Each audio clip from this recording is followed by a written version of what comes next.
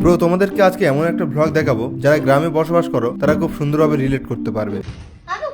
আজকে বাড়িতে ছিলাম, আব্বা বললো যে চল মনে একটু জমি থেকে ঘুরে আসি, জমিতে সার দেওয়ার জন্য। আমি ফ্রি ছিলাম, আর ফ্রি থাকি বা না থাকি আব্বা বললে কি আর না বলা যায়, তাই চলে এলাম আমিও। আমি এখন মাথায় যেটা নিয়ে হাঁটছি এটা হচ্ছে ইউরিয়া সার, যেটা জমিতে সকলে ইউজ করে, যারা চাষি বা যারা চাষ করে বা যারা গ্রামে বসবাস করে তারা সকলেই জানে ইউরিয়া কি কাজে লাগে। আমি মাথায় সার নিয়ে যাচ্ছি, আব্বা ড্রাম স্প্রে এগুলো নিয়ে যাচ্ছে। এইভাবে আমরা চলে গেলাম মাঠে, মানে জমিতেই আর কি। আমি প্রচুরবার এই সমস্ত কাজ করেছি, বাট অনেকদিন পর করছি এটা, যে জন্য অনেক কিছু ভুলে গেছি কিভাবে ইউজ করতে হয় সারগুলো। তাই আব্বা বললো, বাবু তুমি সারটা ছড়িয়ে দাও আর আমি স্প্রেটা করে দিচ্ছি। তাই আমি ইউরিয়া সার ছড়ালাম, আব্বা স্প্রেটা করে দিল।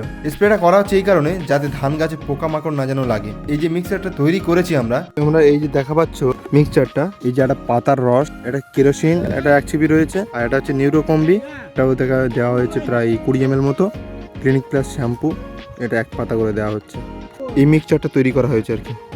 আব্বা অনেক দিনের চাষি, তো এটা নতুন ভাবে নিজেরা কোনো রকম ভাবে এটা তৈরি করেছে আর কি। কিনতে পাওয়া মেডিসিনের থেকে নাকি এটা খুব ভালো কাজ। ইউরিয়া আর পোকামাকড় মারার মিক্সচার দেওয়া কমপ্লিট। এখন আমরা ফিরছি বাড়িতে। তো আমাদের গ্রামের ব্লগটা কেমন লাগলো কমেন্টে জানিও।